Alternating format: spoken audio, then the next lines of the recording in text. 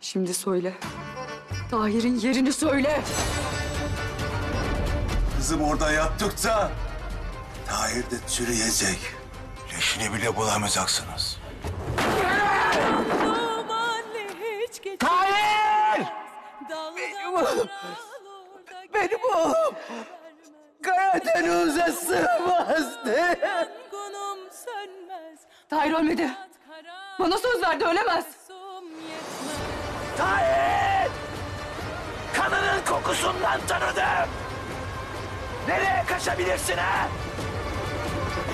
Tahir!